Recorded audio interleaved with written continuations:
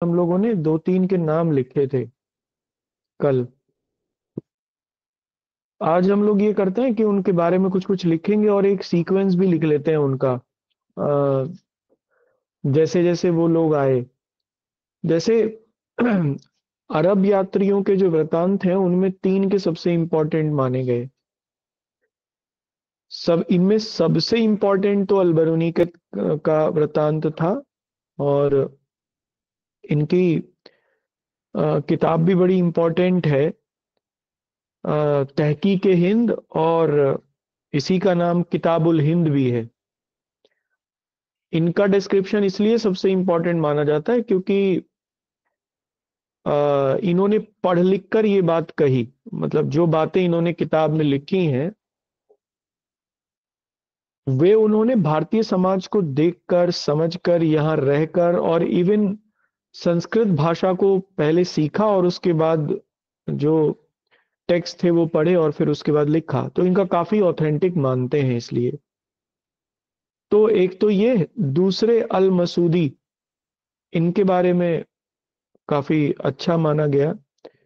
वैसे तो ये बगदाद के रहने वाले थे और लगभग 957 ईस्वी के आसपास इंडिया में आए। और ये इन्होंने एशिया के, न केवल भारत का, मतलब एशिया के कई सारे देशों का इन्होंने भ्रमण किया उस समय। फिर कुछ कुछ बातें इन्होंने लिखी। और एक तीसरे जो बहुत ऑथेंटिक जिनका माना जाता है डेस्क्रिप्शन इंडिया के बारे में, वो सुलेमान थे। सुलेमान ने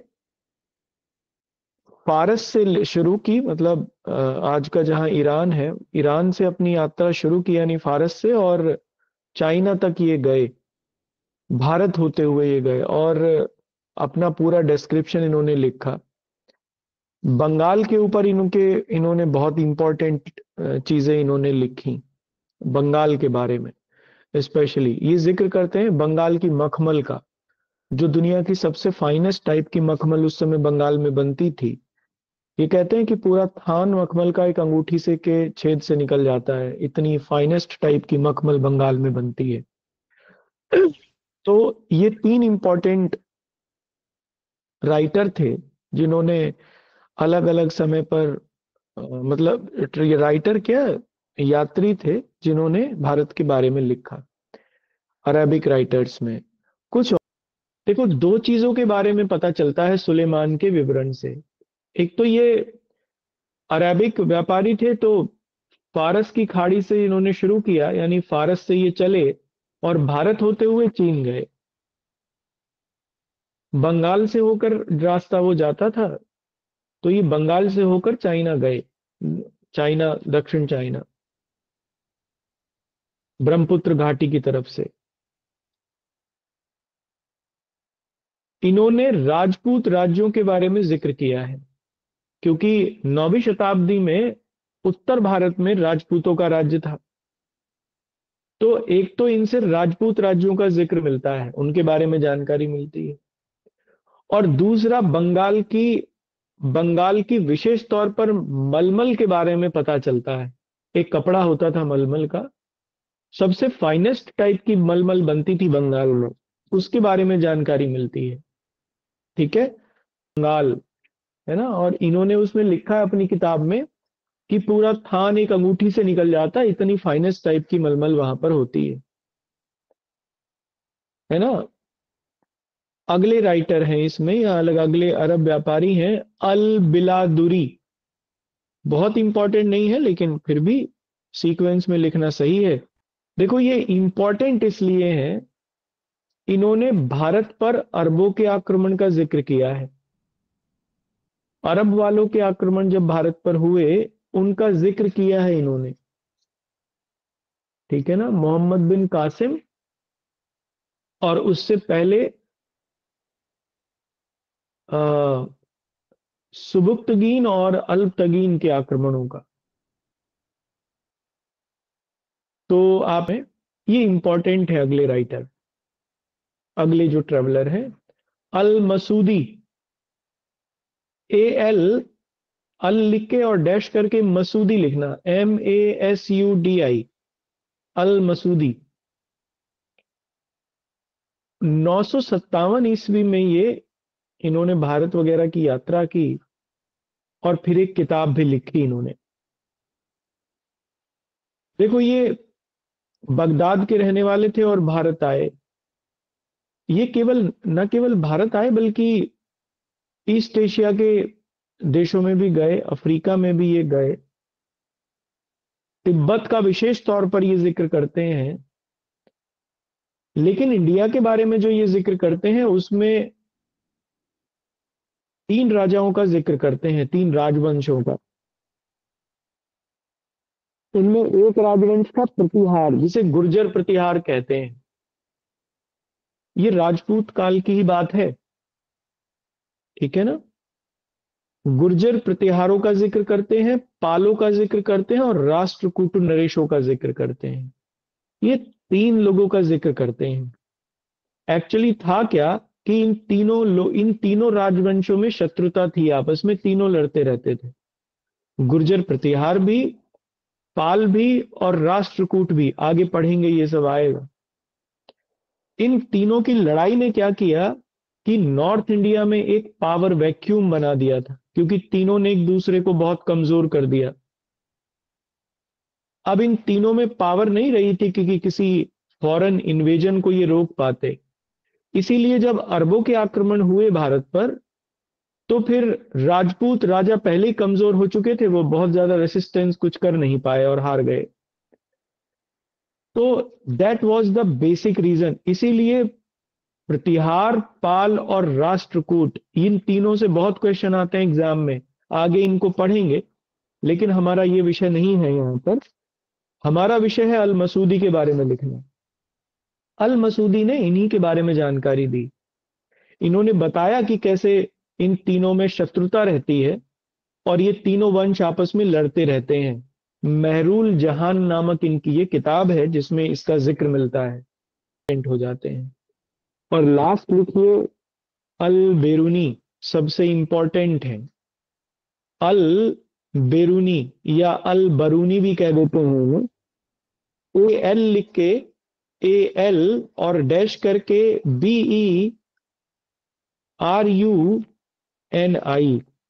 अल बेरूनी, ठीक है ना। इनका एक और नाम भी है, अबू रेहान नाम से भी इनको जानते हैं। तो ब्रैकेट में अबू रेहान भी लिख लीजिए, ठीक। देखो ये इंपॉर्टेंट क्यों है, ध्यान से सुनना। इनके बारे में मेंस एग्जामिनेशन भी लिखने को आ सकता है, क्योंकि बहुत ही इंपॉर्टेंट पर्सन थे अपने समय में ये।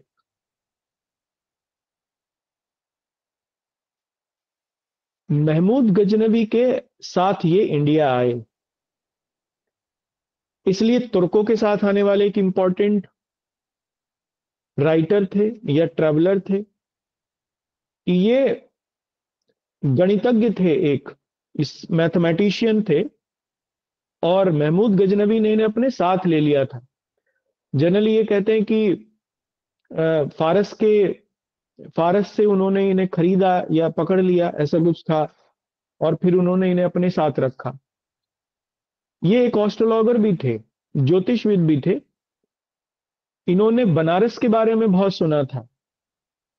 तो जब ये महमूद गजनवी के साथ इंडिया आए, और विशेष तौर पर सोमनाथ का जो आक्रमण था उस समय ये मौजूद थे वहां, महमूद गजनवी के साथ थे उस अटैक में। बाद में ये बनारस में रुके और इन्होंने वहां पर भारतीय ग्रंथों का अध्ययन किया, संस्कृत सीख के, स्पेशली ज्योतिष का अध्ययन किया इन्होंने। और फिर उन्होंने किताब लिखी जिसका नाम है किताबुल हिंद। इसका एक और नाम है किताब का तहकीक ए हिंद। नेक्स्ट लिखना कंटिन्यूएशन में। देखो, जो इन्होंने ये किताब लिखी किताबुल हिंद, इसमें इन्होंने 4 जातियों का जिक्र किया है। ये बात ही सबसे इंपॉर्टेंट है, कई बार पूछी गई है एग्जाम में। इन्होंने 4 कास्ट के बारे में बताया, इंडिया में कास्ट सिस्टम के बारे में इन्होंने बताया। और कास्ट सिस्टम में इन्होंने इस बात का स्पेशली जिक्र किया कि ब्राह्मण हत्या सबसे बड़ी हत्या है भारत में, इसको ब्रह्म हत्या कहा गया है। मृत्युदंड ब्राह्मणों को नहीं दिया जाता है, क्योंकि वो समाज को लीड करने वाले लोग हैं। हालांकि वो ये भी कहते हैं कि भारतीय अहंकारी हैं, ईगो बहुत है उनमें। वो अपने ज्ञान से जैसा कोई ज्ञान, अपने देश के जैसा कोई देश और अपने जैसा कोई ज्ञानी व्यक्ति नहीं मानते हैं। पूरी दुनिया में वो ऐसा मानते हैं कि वो सबसे बड़े ज्ञानी हैं। वो लिखते हैं ये चीज अपनी बुक में। फिलहाल हम तो इतना लिखेंगे जो पूछा गया एग्जाम में, ये भी पूछा गया है जो मैंने अभी आपको बताया। मैं इसे लिखवाऊंगा नहीं, लेकिन आप याद रखना, ये इन्होंने ही कहा था कि भारतीयों में इतना ईगो है, अहम है, कि वो अपने ज्ञान के जैसा ना तो कोई ज्ञान मानते हैं, ना अपने देश के जैसा कोई देश मानते हैं, और ना स्वयं के जैसा कोई व्यक्तित्व मानते हैं। ये वो लिखते हैं। ठीक है। और एक चीज इन्होंने और कही है कि ब्राह्मणों को मृत्युदंड नहीं दिया जाता। भारतीय समाज में ब्राह्मणों को मृत्युदंड नहीं दिया जाता, मृत्युदंड से उन्हें छूट है। इस बात का जिक्र भी करते हैं। ये हमारे 5 राइटर कंप्लीट हो गए जो कि अरेबिक राइटर्स थे। ठीक है ना। नेक्स्ट चैप्टर है। देखो, सही मायने में तो हिस्ट्री की शुरुआत यहीं से होती है ना। अभी तक तो हम लोग रिसोर्सेज वगैरह पढ़ रहे थे हिस्ट्री के, कि इतिहास को जानने के क्या क्या साधन है, और उन रिसोर्सेज में हम लोगों ने कवर अप करके सारा देखा। लिटरेरी रिसोर्सेज भी देखा और नॉन लिटरेरी रिसोर्सेज भी देखा। आर्कियोलॉजिकल रिसोर्सेज भी हम लोगों ने देख लिए थे। नॉन लिटरेरी रिसोर्सेज में वही आए। और फिर लिटरेरी रिसोर्सेज को भी 2 भागों में बांट के हम लोगों ने देख लिया था। रिलीजियस लिटरेरी रिसोर्सेज और non religious literary resources. Religious literary resources में हम लोगों ने वेदास, उपनिषद, महाकाव्यास, वेदांग, ये सब देख लिए थे, पुराणास वगैरह। और दूसरे, बुद्धिज्म और जैनिज्म का लिटरेचर भी देख लिया था। Non literary resource non religious resources में हम लोगों ने ये यात्रियों के विवरण और जो बाकी किताबें हैं उनका जिक्र देख लिया था, जैसे कि चाणक्य वगैरह की अर्थशास्त्र जैसी किताबों को। ठीक है ना। रिसोर्सेज हमारे कंप्लीट हो गए। अब आप इसमें हेडिंग डालना, नया टॉपिक है ये, प्रागैतिहासिक काल। ठीक है। इसमें पहला चैप्टर है ये अब, प्रागैतिहासिक काल। ठीक है। प्री हिस्टोरिक पीरियड लिखिए। अंग्रेजी में प्री हिस्टोरिक पीरियड कहते हैं। मैं इसको आपको थोड़ा समझा देता हूं। देखो, इतिहास को हम लोग 3 भागों में बांटते हैं। जो प्राचीन काल का इतिहास है, यानी एंशियंट हिस्ट्री को। एक इतिहास वो जो सबसे पहले का है। सबसे पहले का माने ये कि लेखन शैली जब शुरू हुई, इंसान ने जब कुछ लिखना सीखा, उससे पहले का। जब हमें कोई लिखित साक्ष्य नहीं मिलते इतिहास के, जहां लिखित साक्ष्यों का पूरी तरीके से अभाव है, उस इतिहास को हम लोग प्री हिस्ट्री कहते हैं। ये माना गया कि जब से मानव की उत्पत्ति हुई, लगभग ये मानते हैं कि 80 लाख वर्ष पहले मानव अफ्रीका में उसने जन्म लिया प्राइमेट के रूप में। और फिर उसने अपनी जीवन की जो प्रगति यात्रा है उसकी शुरुआत की। और 20 लाख साल पहले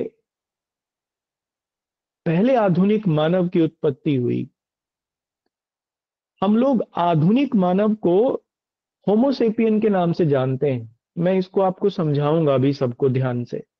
आज क्लास में समझना ज्यादा है, लिखना कम है। ठीक है ना।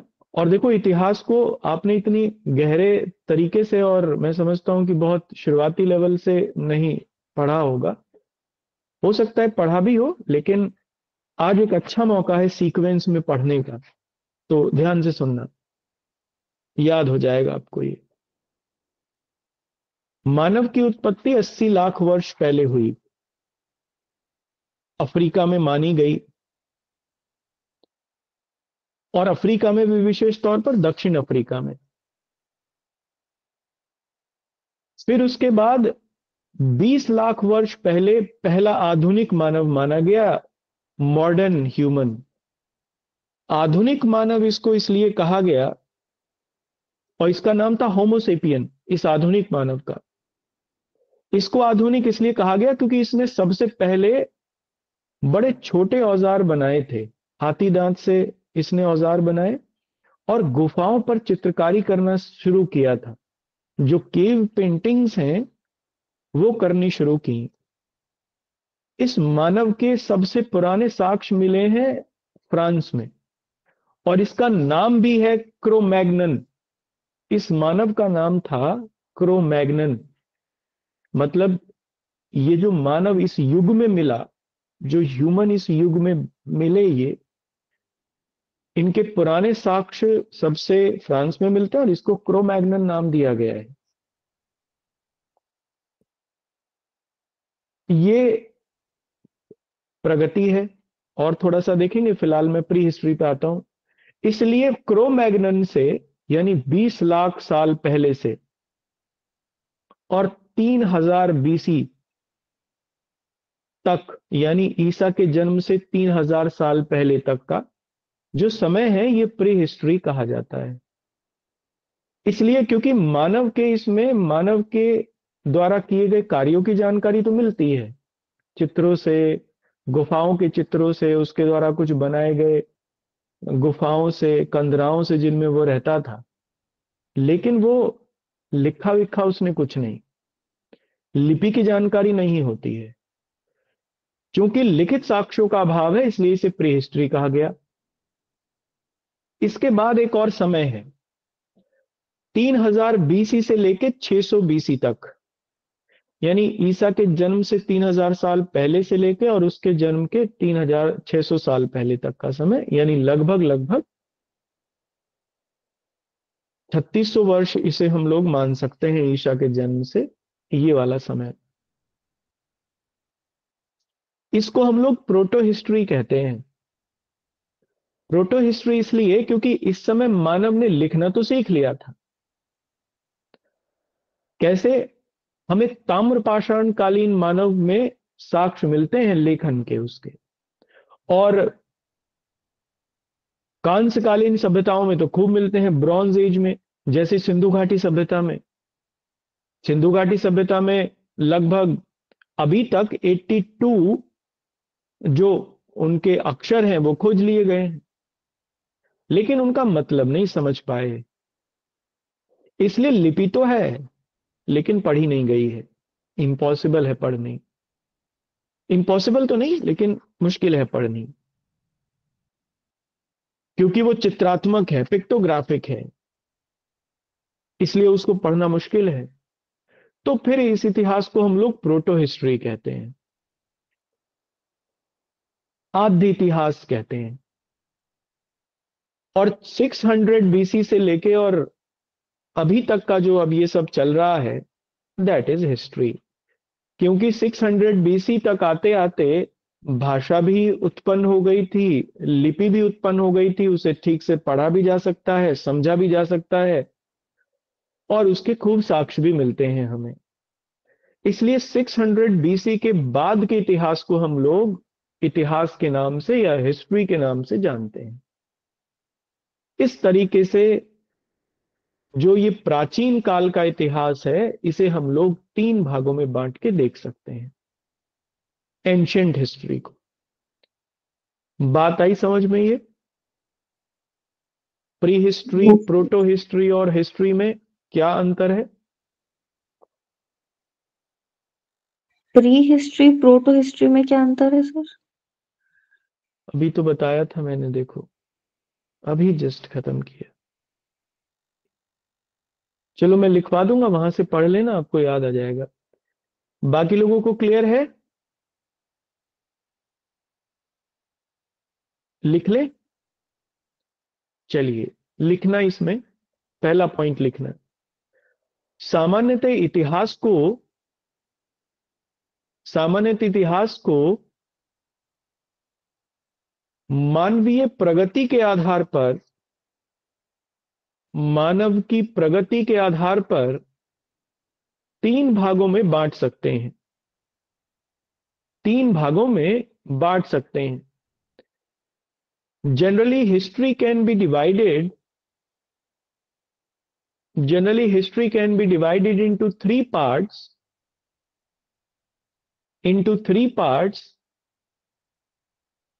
on the basis of human development। पहला लिखना इसमें प्राक इतिहास। प्राक है ना, का में नीचे को हलंत लगेगा, जिसका मतलब आधा का होता है। प्राक इतिहास, अंग्रेजी में इसे प्री हिस्ट्री कहते हैं। ठीक है, देखो इसका समय है 20 लाख वर्ष पहले से लेके, यानी ईसा के जन्म से 20 लाख वर्ष पहले से लेके और 3000 बीसी तक, यानी 20 लाख बीसी से 3000 बीसी तक ये इसका समय हुआ। और इसे क्यों कहते हैं? इसे इसलिए कहते हैं प्री हिस्ट्री क्योंकि लिखित साक्ष्यों का अभाव है। रिटन यहां से कोई एविडेंस हम लोगों को नहीं मिलते हैं। इसका मतलब यह था कि मानव इस समय तक अपनी भाषा को एक अभिव्यक्ति नहीं दे पाया था, अपने भावों को, अपने सेंटिमेंट्स को एक्सप्रेशन नहीं दे पाया था। वो केवल इशारों में या आवाजों में, इसी में ही बात करता होगा, लेकिन रिटन रूप से वो कुछ नहीं कर पाया था अभी तक, लिखित रूप से, इसलिए कोई साक्ष्य नहीं मिलता है। तो लिखना, अब नेक्स्ट लिखना आद्य इतिहास। आद्य, ठीक है ना, आद्य इतिहास, अंग्रेजी में प्रोटो हिस्ट्री। प्रोटो हिस्ट्री, देखो उसने अभिव्यक्ति तो दे दी, अब लिखना तो वो सीख गया, लेकिन हम समझना नहीं सीख पाए, हम उसकी भाषा को नहीं समझ पाए अभी तक।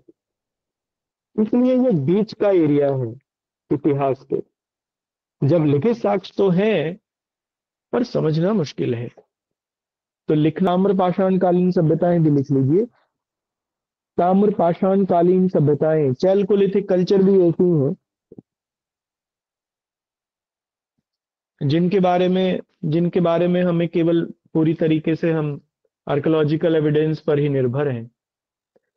चैल्कोलिथिक कल्चर हिंदी में, अंग्रेजी में चैल्कोलिथिक कल्चर। चैल्को माने तांबा, लिथिक माने पत्थर, यानी वो सभ्यता जिसमें तांबा और पत्थर दोनों को यूज करते थे, मेटल और पत्थरों को यूज करते थे, उसको चैल्कोलिथिक कल्चर कहते हैं। आगे आएगी। और लास्ट लिखिए इसमें हिस्ट्री या इतिहास। ठीक है ना, इतिहास 600 बीसी के बाद का है। इतिहास उस समय को हम लोग कहते हैं जिसके बारे में हमें लिखित साक्ष्य, रिटन एविडेंस और आर्कियोलॉजिकल एविडेंस दोनों से जानकारी मिलती है। प्रोटो हिस्ट्री में जैसे इंडस वैली सिविलाइजेशन में उनकी लिपि तो थी, स्क्रिप्ट तो थी, लेकिन हम पढ़ नहीं पाए, ऐसे ही जब इंडस वैली सिविलाइजेशन की समाप्ति हुई, बड़ी अजीब बात है, इंडस वैली सिविलाइजेशन से कुछ समय पहले और इंडस वैली सिविलाइजेशन के बाद में चैल्कोलिथिक कल्चर ही इमर्ज हुई भारत में, जो कि ग्रामीण सभ्यताएं थी। और इंडस वैली सिविलाइजेशन एक शहरी सभ्यता थी। ये तो समझ आता है कि गांवों के बाद शहर बने होंगे, लेकिन बड़ी अजीब बात है कि जब शहरों का पतन हुआ, इंडस वैली सिविलाइजेशन डिग्रेडेड हुई, उसके बाद फिर से गांव बने। इसलिए कई सारी सभ्यताएं ऐसी थी जो ग्रामीण थी, जो चैल्कोलिथिक कल्चर के, सॉरी, ब्रॉन्ज कल्चर के बाद आई। तो उनमें भी यही देखने को मिला कि उनकी लिपि तो थी, लिपि तो उनकी है, स्क्रिप्ट है, लेकिन समझना मुश्किल है, वो आई नहीं समझ में, तो फिर इन दोनों को हम लोग प्रोटो हिस्ट्री में रखते हैं। सर ठीक। इसको हड़प्पन सिविलाइजेशन को और चालकोलिथिक कल्चर को। दोनों को, हाँ, प्रोटो हिस्ट्री में।